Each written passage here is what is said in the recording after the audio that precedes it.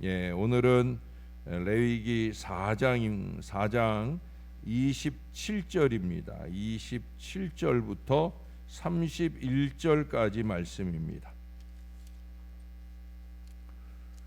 만일 평민의 한 사람이 여호와의 계명 중 하나라도 부지 중에 범하여 허물이 있었는데 그가 범한 죄를 누가 그에게 깨우쳐주면 그는 흠없는 암염소를 끌고 와서 그 범한 죄로 말미암아 그것을 예물로 삼아 그 속죄 제물의 머리에 안수하고 그 제물을 번제물을 잡는 곳에서 잡을 것이요 제사장은 손가락으로 그 피를 찍어 번제단 뿔들에 바르고 그 피 전부를 제단 밑에 쏟고 그 모든 기름을 화목제물의 기름을 떼어낸 것 같이 떼어내 제단 위에서 불살라 여호와께 향기롭게 할지니 제사장이 그를 위하여 속죄한즉 그가 사함을 받으리라. 아멘.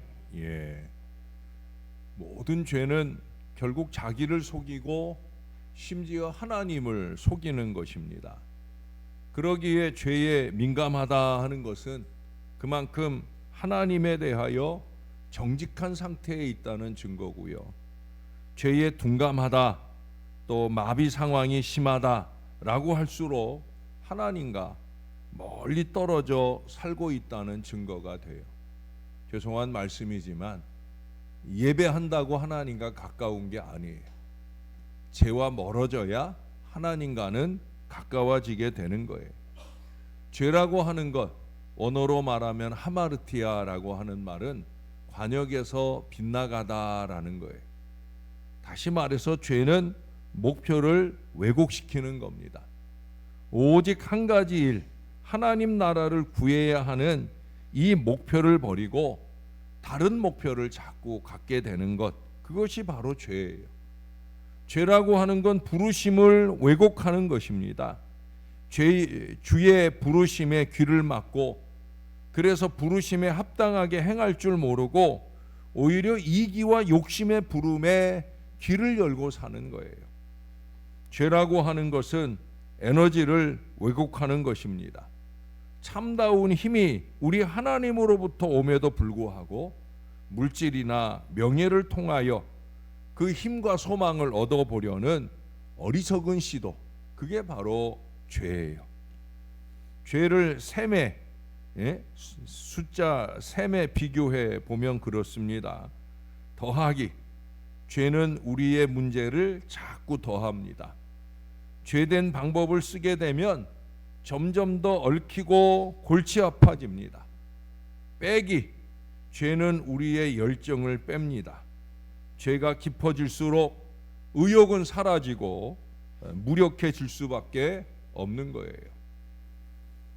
곱하기, 죄는 우리의 아픔을 곱합니다. 죄된 생활이 마취제가 될 때가 있어서 잠시 아픔을 잊는 것처럼 보이지만은 그것이 깨게 되어질 때의 아픔은 이전보다도 더욱 극심한 것을 알게 되어집니다. 나누기, 죄는 이웃을 나눠요.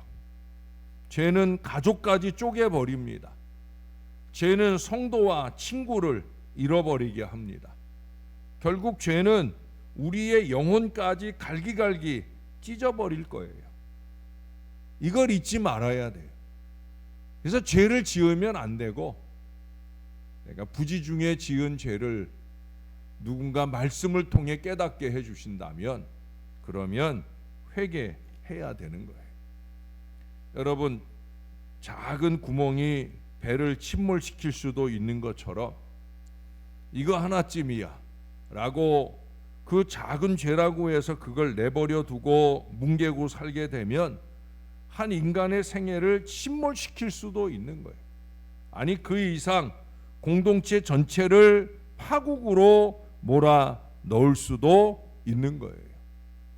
그래서 잘못된 방향으로해서 돌이키는 것, 회개하고 바르게 사는 것, 이것은 빠를수록 좋은 거예요. 그래서 구약에서는 이 속죄제를, 그리고 지금은 회개의 제사를 우리가 열심히 드릴 수 있어야 됩니다. 모세 이전에는 속죄제가 없었지요. 그래서 하나님께서는 대속제사로서 이 속죄제를 율법을 통해 모세에게 가르쳐 주셨어요.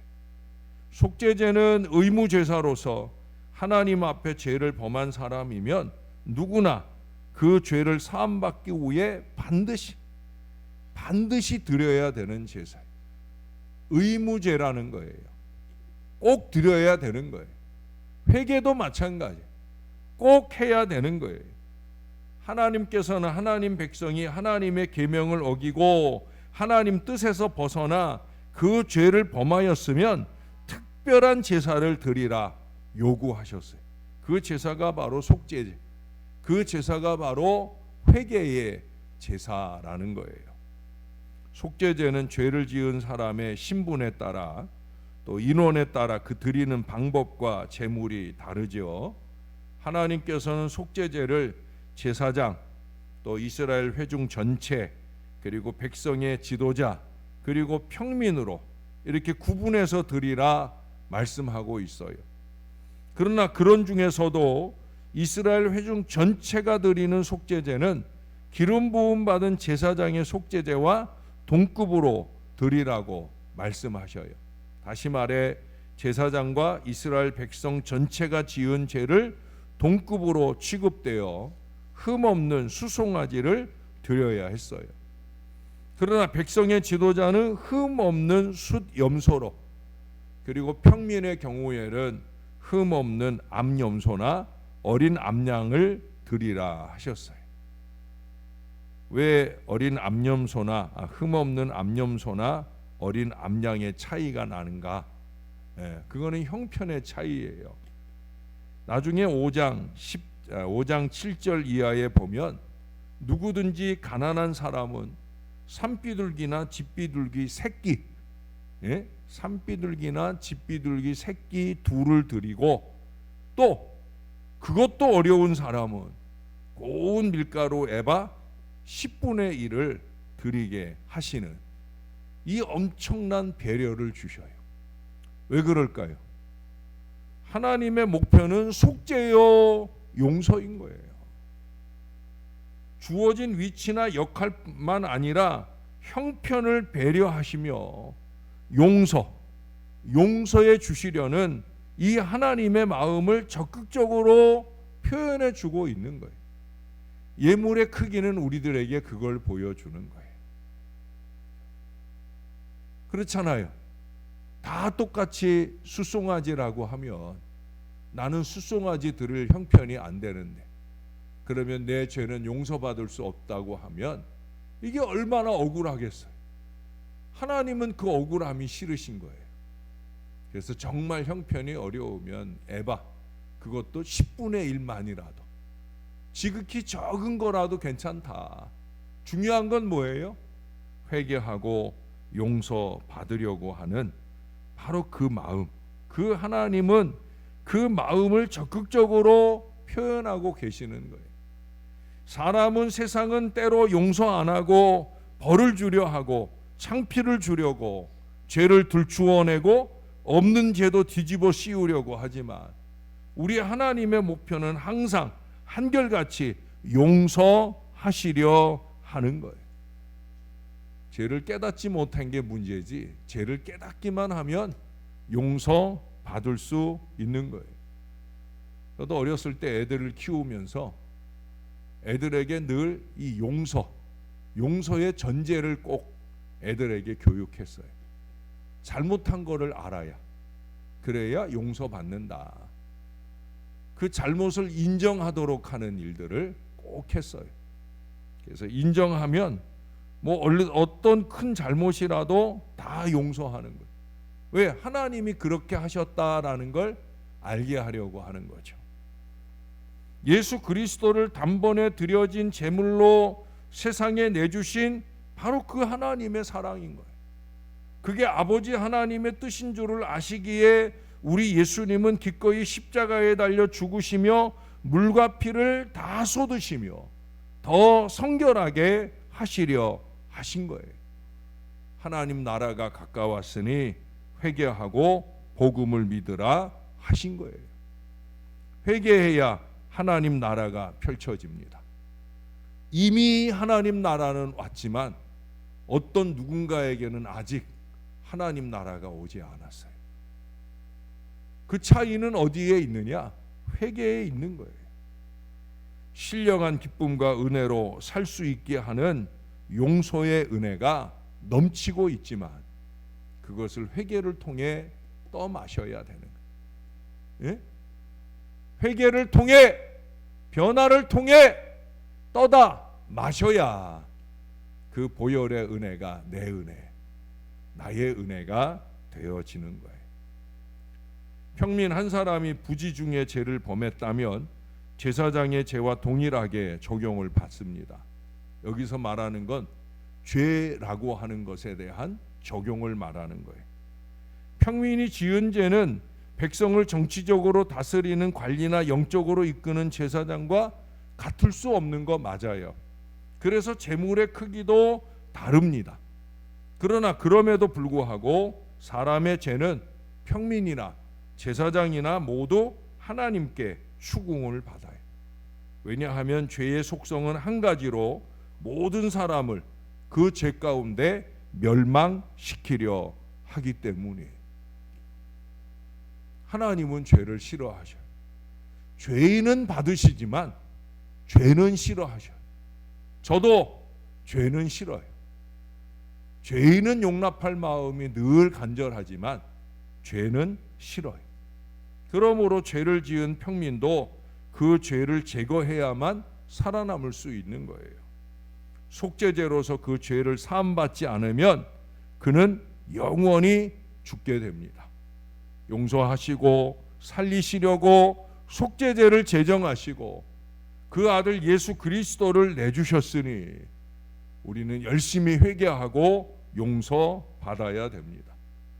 보잘것없는 사람이라 할지라도 예수 그리스도의 보혈 은혜를 의지하여 속죄제를 드리면 그의 죄는 사함받고 영원한 생명을 얻게 되는 거예요. 주 예수 그리스도의 보혈 은혜는 아침 이슬처럼 모든 사람에게 동일하게 내려주시는 은혜입니다. 동일하게 내려주셨지만 모두가 똑같이 받고 누리는 은혜는 아니에요. 다시 말씀드리지만 회개해야 됩니다. 변화되어야 됩니다. 몰랐다면 몰라도 알게 됐다면 깨닫게 되었다면 아니 십자가 은혜를 믿는다면 그 죄에 대한 십자가 계산을 새롭게 해야 된다는 거예요. 아까 덧셈 뺄셈 곱셈 나눗셈 말씀드렸잖아요. 이제 십자가 더하기입니다. 더하기는 회개 더하기예요. 예수 그리스도 안에서 하나님의 백성으로 더해지는 거예요. 빼기는 회개를 통해 죄악을 빼내는, 죄악을 제거하는 것을 말하는 거예요.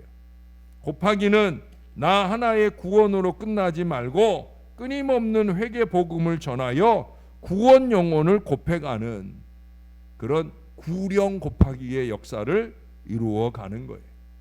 나누기는 사단과 영영 이별하여 나누어지고 이제는 내 안에 넘치는 은혜와 사랑을 나누기에 열심내고 살아가는 거예요. 달라져야 됩니다.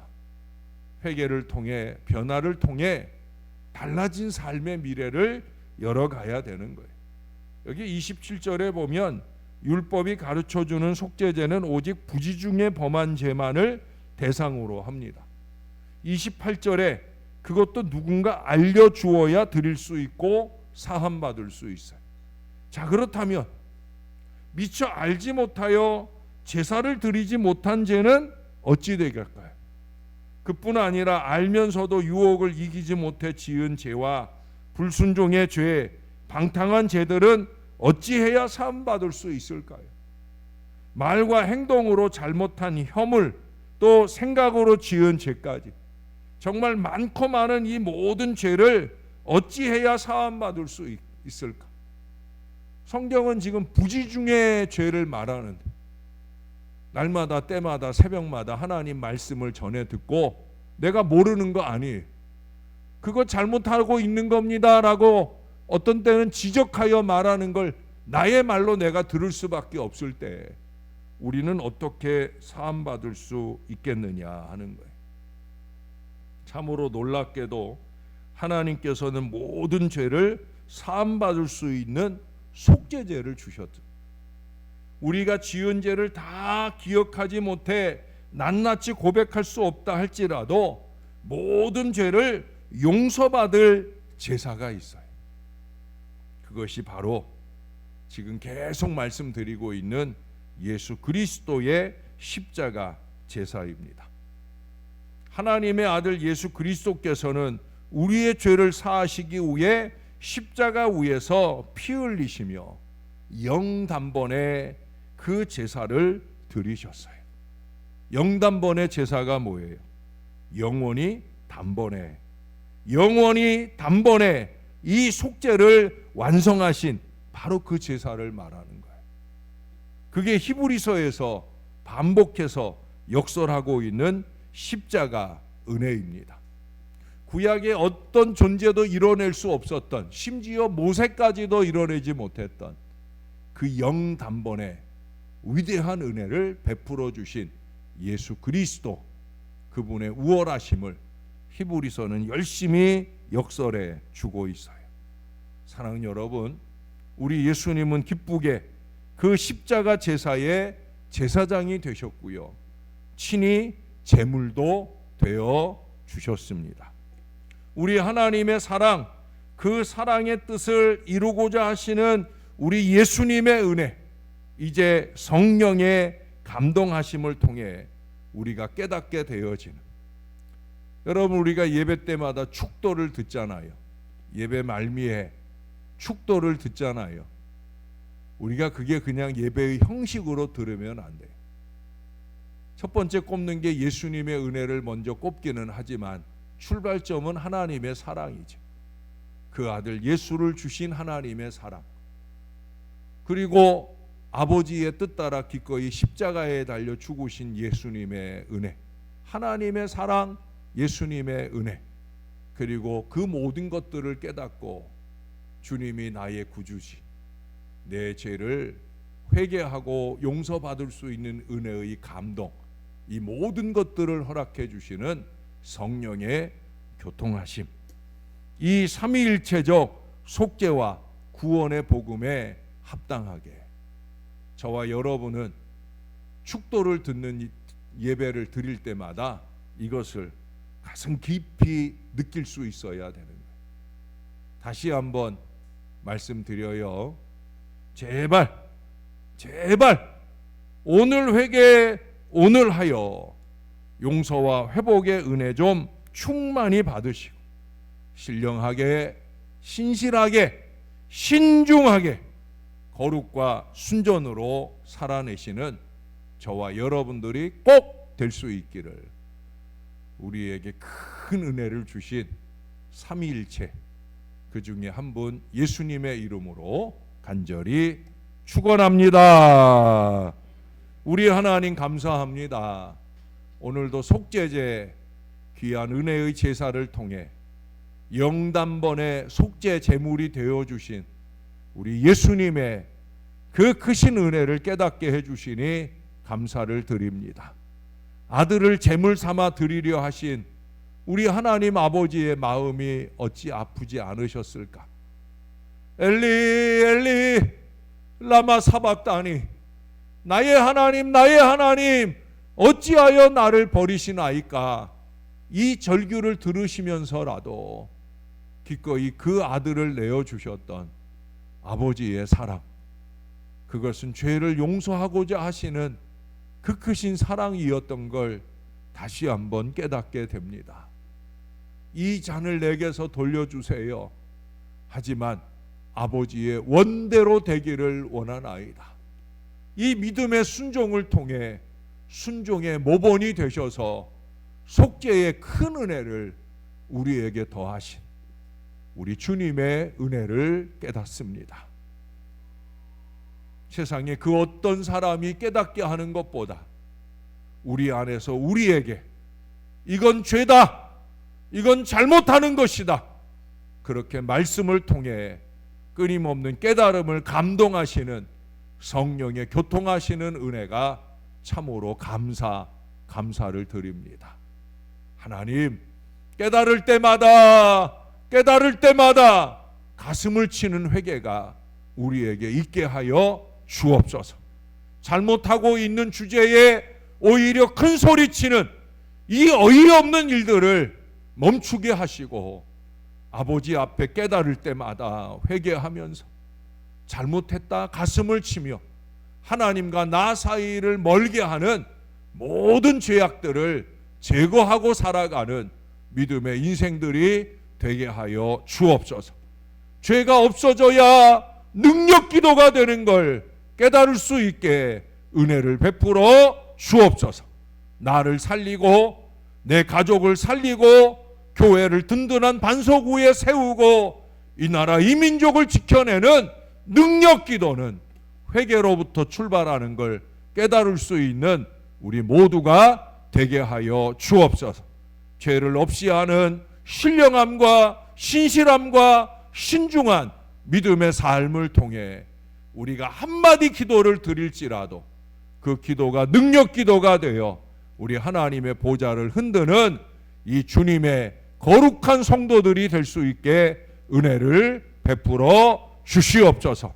모든 죄를 모든 사람에게서 없이 하듯 모든 사람의 기도를 모두 다 응답하기 원하시는 우리 하나님의 은혜가 사랑하는 우리 성도들의 삶 가운데 많이 나타나게, 그래서 늘 자손들을 위해 눈물 뿌려 기도하는 그 기도가 응답받게 하여 주시옵소서.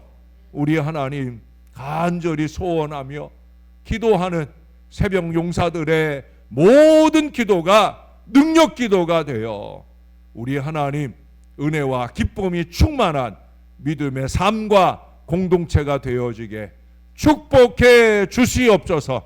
내일은 거룩한 주일입니다.